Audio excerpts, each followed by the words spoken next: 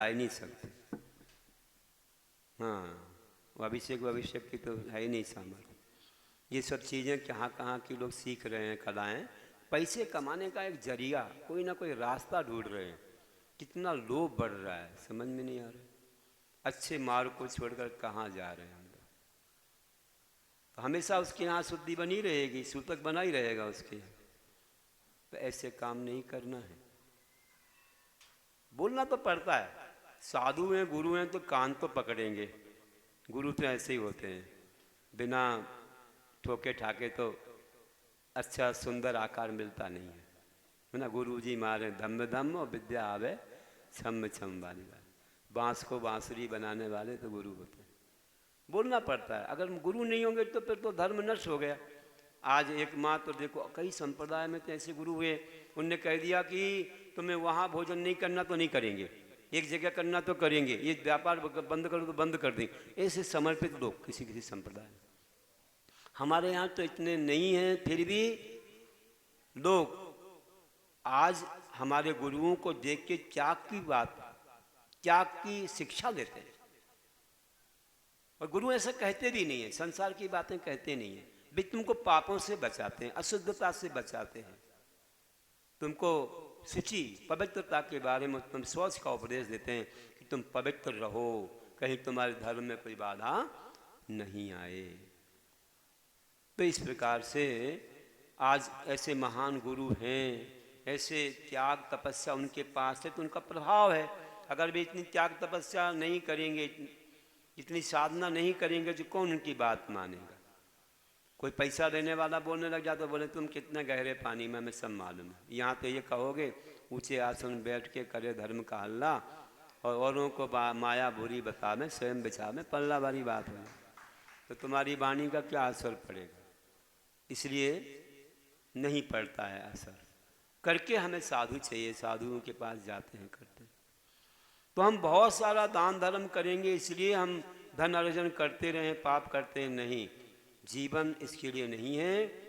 ये मानव जीवन मिला धर्म के लिए और जैन कुल मिला है, तो उतना धन, अब धन आता है अपने पुण्य से तो कोई बात नहीं। कई तो राजकुल में जन्मे, कई लोग सेठ कुल में बहुत अपार धन पैसा खजाने भरे पड़े रहते हैं। या किसी को ऐसा व्यापार मिल गया कि बस हमारे पूरी पूजा अर्चा अभिषेक गुरु की सेवा स्वाध्याय जप तप के अलावा हम समय देते हैं और हमारे पास बरसता है धन, तो बहुत अच्छी बात है।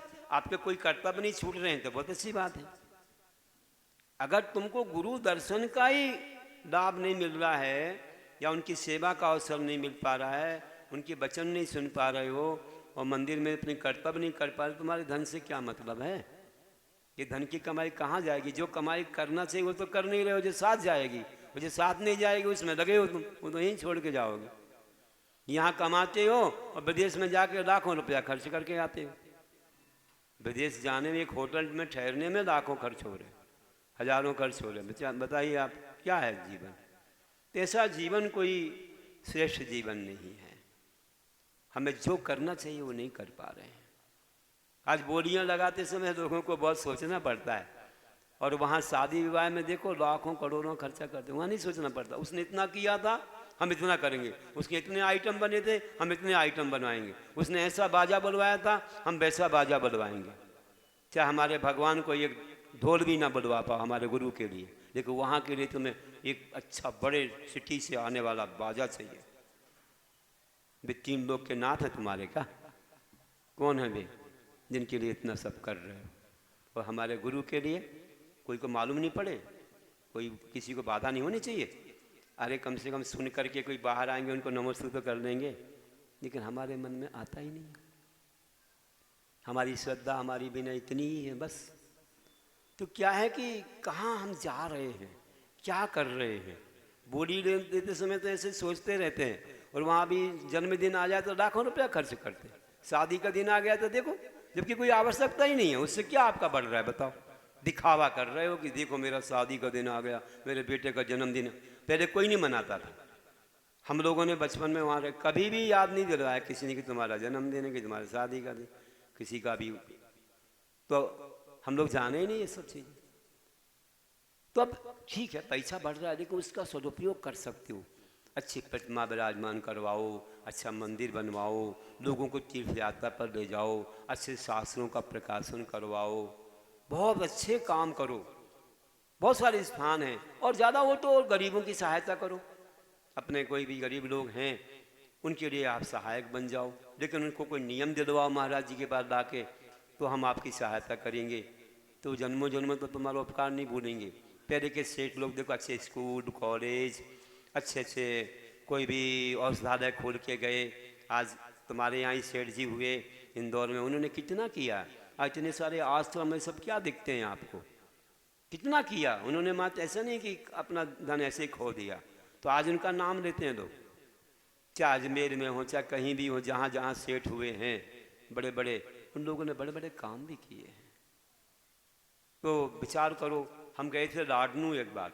लाडनू में आज श्वेतांबरों का भी बहुत प्रभाव है, उन्होंने एक विश्व भारती बना रखी है, ठीक आज बनाई, लेकिन उसके पहले जब हमने देखा तो ये वहाँ पर सेठ जी हुए, उन्होंने एक नसिया बनाई, पूरी मार्बल की नसिया, सफ़ेद मार्बल से पूरी नसिया बनी है, एक एक जगह सफ़ेद मार्बल लगा हुआ है। और जितने बोलते जितने इस नगर में कुएं दिखते हैं पूरे सेठ जी ने बनवाए, जितने विद्यालय दिखते हैं वो सब सेठ जी ने बनवाए। और बड़े बड़े पत्थर के मंदिर ऐसे नीचे तलघर में भी चले जाओ, और ऐसी प्रतिमाएं, उनमें पूरी नक्काशी सेठ जी की उसमें हुई है। हमने कहा ऐसे हुए हैं, इतना धन खर्च किया है। हाँ, उनके नाम से बहुत, उन्होंने बहुत काम किया। तो विचार करिए कि लोग आज अपना भी पूरा नहीं कर पाते हैं, और धन हमारा चला जाता है ऐसे ही। तो अच्छे से ऐसे काम करो कि अपने परिवार, अपने रिश्तेदार, अपने समाज के लोग और भी आपसे अच्छा लाभ उठा सके। ऐसे धन को बहाओ मत, अच्छी जगह पर लगाओ, लेकिन अपने कर्तव्य मत छोड़ना। सबसे बड़ी कमाई अपने जो 6 कर्म है, देव पूजा, गुरु पासी, स्वाध्याय, संयम, तपा, दानम चेती गृहस्थानाम 6 कर्माणि दिने दिने, ये तुम्हारे पूरे हो जाएं, फिर जो समय मिले तो दूसरी जगह दे दो। लेकिन नाम ख्याति के लिए धन कमाना ठीक नहीं है। तो क्या हुआ कि देखो, एक जगह यही हुआ कि साधु महाराज जी उपदेश दे रहे थे, और उन महाराज जी को इतना भी ज्ञान था कि तुम्हारा भाव क्या होगा, प्रत्यक्ष ज्ञानी थे। तो वहाँ पर सेठ जी ने प्रवचन के बाद पूछ लिया कि महाराज मुझे तो बताइए कि मेरा अगला भाव क्या होने वाला है। महाराज जी ने उसको अपने प्रत्यक्ष ज्ञान से जान लिया। जानने के बाद कहा मत पूछो। क्यों? महाराज जी बताइए ना, अच्छा होगा। मत पूछो भैया, मत पूछो, तुम्हें बहुत ज़्यादा दुख हो जाएगा। नहीं महाराज बता दीजिए, कुछ तो भी हमें सबक मिल जाए, हम समझ जाएं। अब जो भी हो, समझो ना समझो, क्या है, तुमने पूछा तो बता देता हूँ कि तुम अब यहाँ से जाने के बाद निश्चित रूप से त्रियंच गति में जाओगे। कहाँ जाएंगे महाराज ये भी बता दीजिए। अब ज़्यादा क्यों पूछ रहे हो, तुमको बहुत गिलानी होगी। पापों से गिलानी हो जाए तो ठीक है, लेकिन ऐसा ना हो कि तुमको बहुत ज़्यादा पीड़ा हो जाए। नहीं महाराज बता दीजिए। ठीक है, कोई अनर्थ नहीं घटना चाहिए, मैं बता दे रहा हूँ, प्रचार मत करो तो अच्छा है। तुम अपने सोच कूप में कीड़ा बन जाओगे। हाँ ऐसा होगा? सोच कूप में कीड़ा? नहीं नहीं नहीं, ऐसा नहीं चाहिए महाराज, ऐसा नहीं, आप कुछ उपाय कीजिए महाराज जी, हम वहाँ नहीं जाना चाहेंगे। तो मैं थोड़ी भेज रहा हूँ, मैं भेज रहा हूँ क्या? तेरा कर्म ही ऐसा है, तूने बांध लिया है वहाँ का, अब मैं क्या करूँ? नहीं महाराज, नहीं महाराज, अब उसको बड़ी पीड़ा होगी, और महाराज जी के ऊपर थोपने लग गया। महाराज जी थोड़ी, महाराज तो प्रत्यक्ष ज्ञान ने जान लिया कि तुमको कौन सा कर्म बन गया। भागा भागा गया अपने घर, और जाकर के अपने बेटे से बोला, अपनी पत्नी से बोला। एकदम सब लोग बहुत दुखी हो गए, और बेटा तो ऐसे चिल्लाने लगा, कैसे महाराज जी ने ऐसा कह दिया हमारे पिताजी को। अब उसको ज्ञान ही नहीं है कि महाराज जी ने क्या कह दिया। अरे महाराज जी ने तो मात बता दिया कि तुम्हारा क्या होने वाला है। महाराज जी ने ये थोड़ी कहा है कि तुम वहाँ चले जाओ, और कुछ महाराज जी भेज रहे हैं क्या। तो ये हुआ कि अब बेटे को बहुत क्रोध आया, भागते भागते आया और आने के बाद उसने महाराज जी से कुछ भी जो भी मन में आया सो कहना शुरू कर दिया। महाराज जी आपने ऐसा कर दिया, वैसे हमारे इतने अच्छे पिताजी इतने धनी हैं, हुए इतना उपकार किया है। ठीक है भैया, इसमें मेरा क्या है, मैंने तो मात्र बताया है, मैंने क्या किया, उनका कर्म है, जीवन में कुछ किया होगा, कुछ मायाचार हुआ होगा, कुछ पाप हुआ होगा, उनको कर्म बंद हो गया है, तो मैं क्या कर सकता हूँ। नहीं नहीं महाराज, कुछ करिए, आप बचाइए। भाई देखो, ये है कि उनको समझाओ, अब थोड़ा भावों को संभालें, कुछ त्याग नियम संयम कर लें, तो अब जो कर्म मिलना है उसका फल तो मिलेगा ही, लेकिन आगे जो अभी अच्छा कर लेंगे उसका फल उसके आगे मिलेगा। बहुत जल्दी वे उस गति से निकल जाएंगे और पार होके फिर उनका अच्छा कल्याण हो जाएगा, अच्छे महान बन जाएंगे। चक्रवर्ती के पुत्र निगोद से आकर के और चक्रवर्ती के परिवार में जन्मे और दीक्षा लेकर के मोक्ष चले गए। नित्य निगोद से आए थे 923 पुत्र। तो निगोद से तो अभी ऊपर की पर्याय है, ये उतनी ज़्यादा ये नहीं, वो तो एक इंद्री पर्याय थी, ये तो 2 इंद्री पर्याय। तो ये हुआ कि अब जा कर के क्या करूं, महाराज को तो कुछ नहीं कह सकते और महाराज ने कुछ किया भी नहीं, चलो वहाँ जाके संभालेंगे। तो पिताजी ने कहा बेटा दुखी होने से क्या मतलब है, महाराज की गलती नहीं है, तुम तो मुझे क्या करना, तुम तो मुझे वहाँ रहने मत देना। ठीक है बोले, रहने नहीं देंगे, क्या करेंगे, बोले तुम तो हम जन्मेंगे ना, तुम डंडा लेके खड़े रहना, हम यहाँ मरण करें तो वहाँ जन्म होगा हमारा, तुम डंडा लेके खड़े रहना और मुझे वहाँ से निकाल देना, मतलब जीवन समाप्त कर देना, तो मैं अच्छी गति में चला जाऊं। वो अच्छी जगह नहीं है। तो ठीक है भाई, जब ही मरण होने लगा तो डंडा लेकर के खड़ा हो गया बस।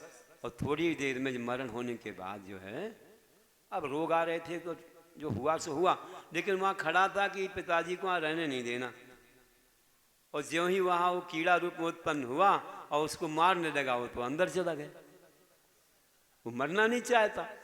देखो त्रियंच और नरक, गति तो अशुभ है, लेकिन त्रियंच आयु शुभ है, ये आगम में लिखा है कि कोई जाना नहीं चाहता गति में, सो अशुभ है, वो जाने के बाद मरना नहीं चाहता तो शुभ है। तो देवायु मनुष्यायु त्रियंच आयु शुभ है और नरक आयु अशुभ है, वहां तो कोई जीना नहीं चाहता, लेकिन मर नहीं सकते, वहां से पूरी आयु भोगना ही पड़ेगा। अब क्या करे, वो तो अंदर चला गया। हे भगवान, धिक्कार है, धिक्कार है, धिक्कार है, विष्ठा का कीड़ा विष्ठा में राजी। अब इसने सोचा हे भगवान, देखो कितने पाप किए, पिता ने मायाचार किया, छल कपट बेईमानी की, शौच धर्म को नहीं अपनाया, इसलिए ऐसा हो गया।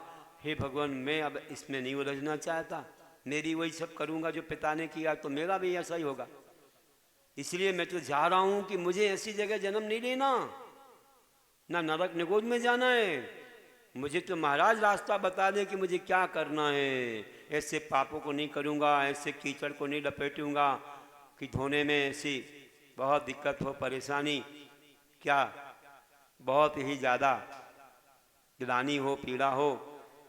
चला गया महाराज के पास, महाराज जी हो गया काम, देखो ऐसा हुआ जो आपने कहा था वही हुआ, और वो तो चाहता था कि मुझे मार देना, लेकिन वो तो उसी में राजी हो गया। फिर महाराज ने समझाया कि ये तो अनादिकाल से अंत बार हुआ है, तुम्हें ऐसा ही अगर करना हो तो तुम भी संसार में फंसो, अन्यथा निकल जाओ, अभी तो कुछ नहीं हुआ है, तुम्हारा अभी परिवार भी ऐसा विशेष नहीं कि बहुत ज़्यादा तुमने बढ़ा लिया हो, अभी जवानी है और अभी निकल सकते हो और अपना कल्याण कर लो। तो उसके मन में आ गया कि बिल्कुल नहीं, अब संसार में नहीं फंसना, ऐसी गति में मुझे नहीं जाना कि विषा का कीड़ा मुझे होना पड़े। और उसने वहीं पर सब त्याग कर दिया।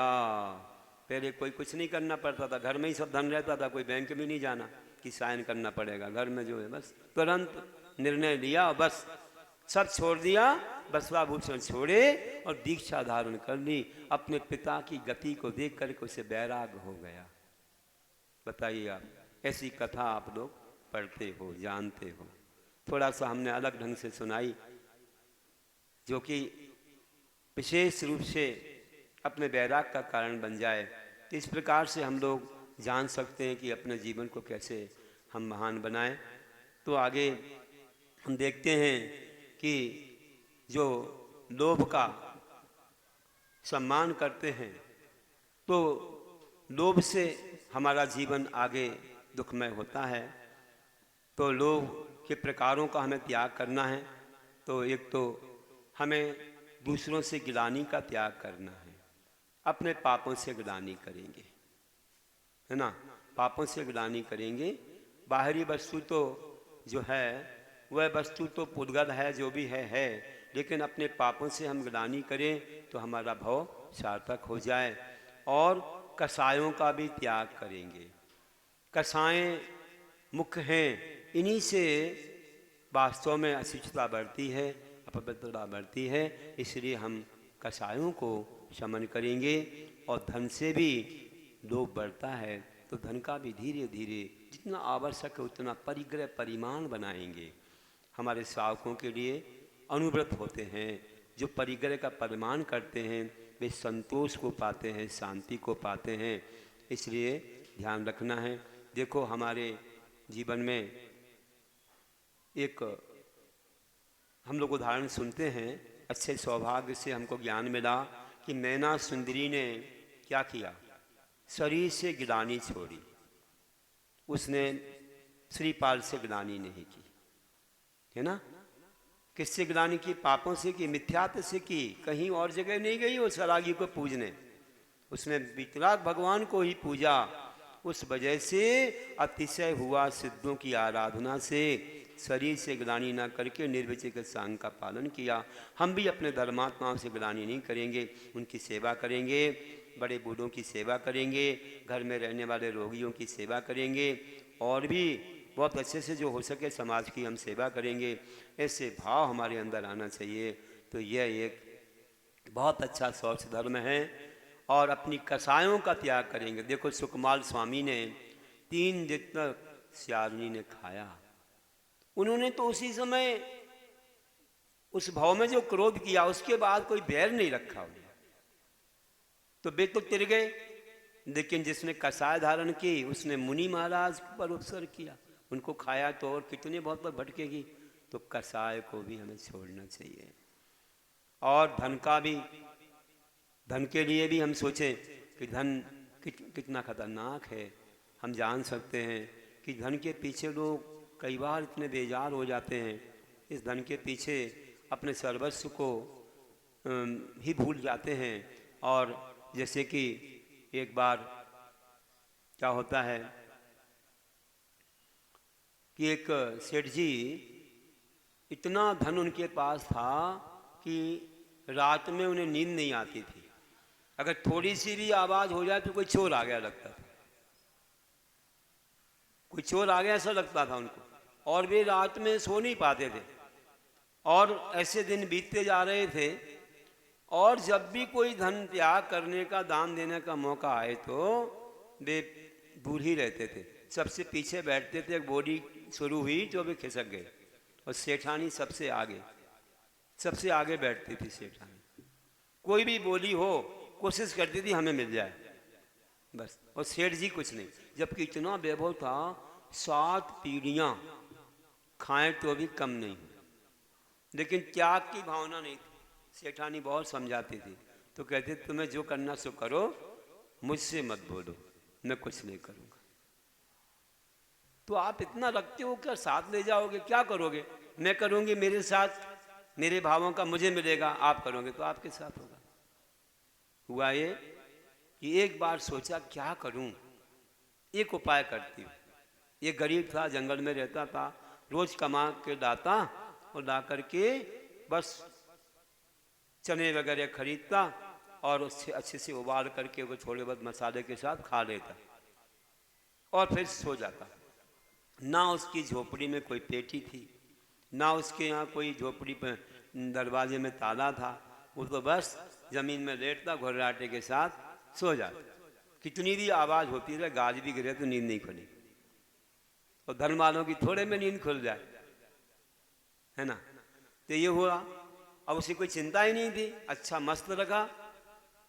तो सेठानी कहा चलो, सेठानी बोली चलो एक बार उसको कुछ दे करके आते हैं, कुछ सबक मिल जाए सेठ जी को। एक थाली आटा दे के आते हैं, गरीब है। बोले तुम फिर देने की बात करती हो, तो तुम्हें नहीं देना मैं दूंगी, मेरे साथ से चलो। चलो बहुत बोलती, चलो एक बार।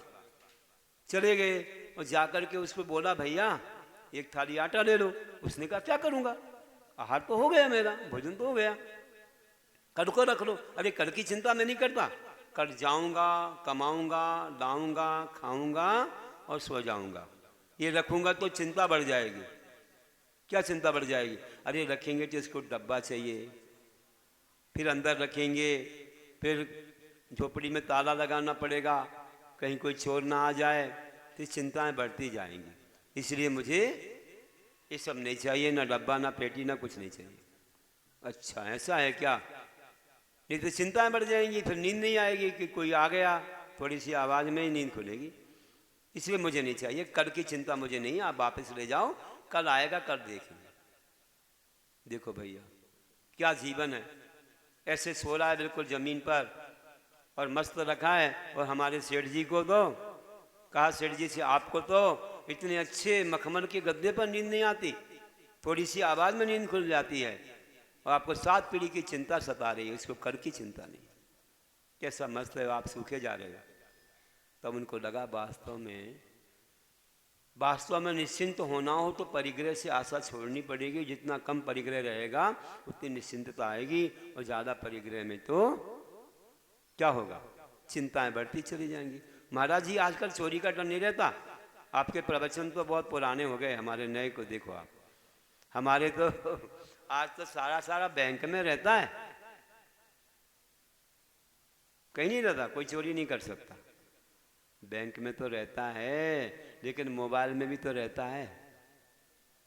और तुम्हारे मोबाइल को जब्त कर लेंगे कौन? जब छापा पड़ेगा ना, टीम आएगी, ऐसी टीम आती है पूछो मत, पूरे घेर लेते, आपकी गाड़ी घुसी और उसके पीछे एक गाड़ी आ जाती है। ये नहीं सोच गैंग। हाँ बस वो भी है, पासवर्ड से उड़ जाए। लेकिन ऐसा होता है कि गाड़ी आई, बोले हमारी कॉलोनी में तो अच्छा एक बैठा है, वॉचमैन बैठा, किसी को आने नहीं देगा। वो पूछेगा तुम कौन हो, हाँ पहले से मालूम पड़ जाएगा। अरे भैया वो तो पीछे आ जाती है, तुम्हारे साथ ही घुस जाएगी, कहीं भी तुम्हारी गाड़ी को रोक लेंगे, घेर लेंगे, सब पूछेंगे, मोबाइल वगैरह ले लेंगे, सब चेक कर लेंगे, तुमसे करवा लेंगे, फिर पुलिस को बुला देंगे, ऑफिसर को बैठा देंगे, और बैठे रहो जब तक हिसाब किताब पूरा नहीं हो जाए। ना खाने देंगे, ना सोने देंगे, कुछ नहीं करेंगे, दिन रात तुम्हारे सामने उनकी ड्यूटी चलती रहेगी, और पूरा छानबीन कर लेंगे।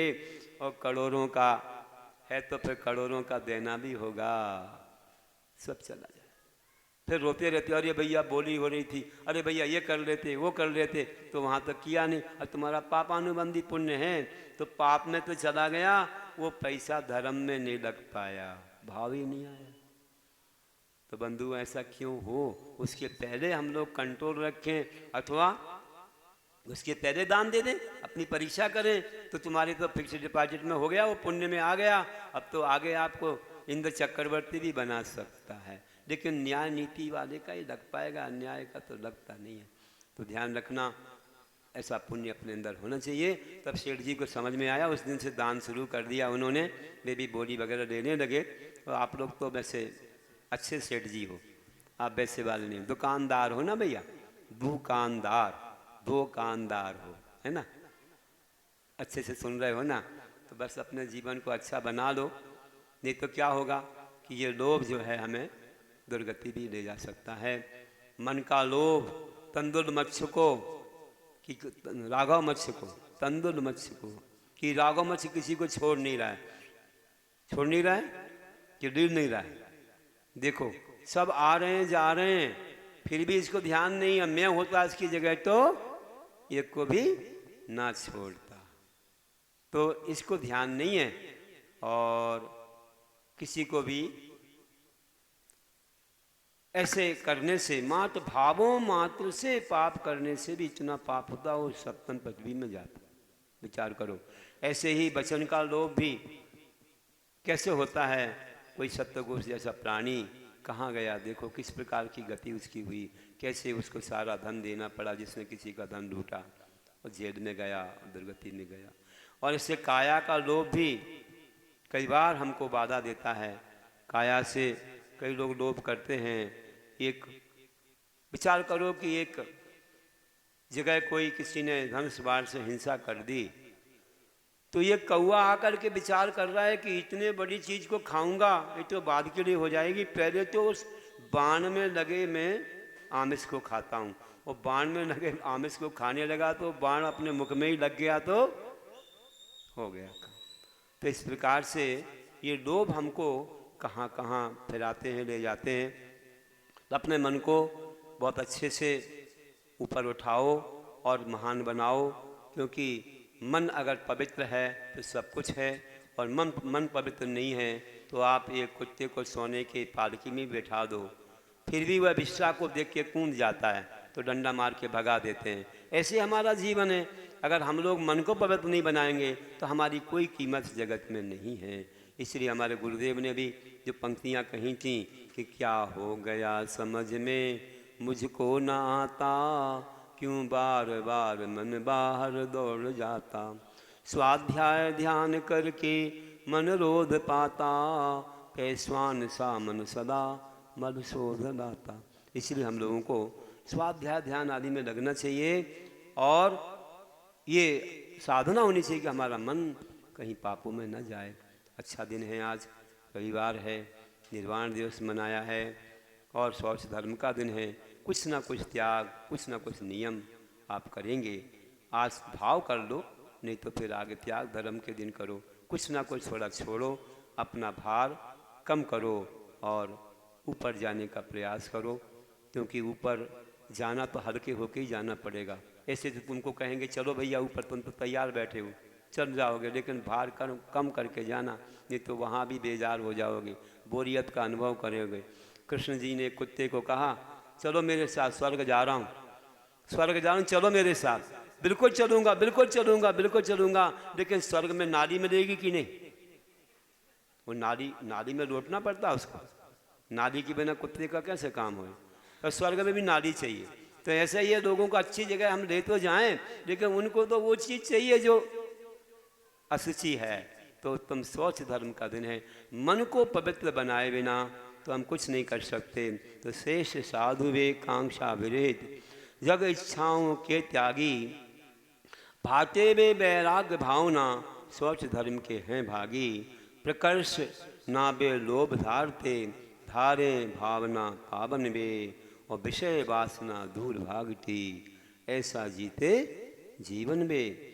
मन बचतन की सुचिता को ही शौच धर्म माना जाता, कि मन बचतन की सुचिता को ही शौच धर्म माना जाता, ग्लानि छोड़ो लोभ तजो वै, पर पदार्थ जिनसे नाता, आशा तृष्णा अग्निकुंड सम, आशा तृष्णा अग्निकुंड सम, नहीं भरे वही धन से, छोड़े नाता जग विषयों से, हो संतोषी समधन से, छोड़े नाता जग विषयों से, हो संतोषी समधन से। बोलिए महावीर भगवान की उत्तम शौच धर्म की। आचार्य गुरुवर श्री विद्यासागर जी महाराज।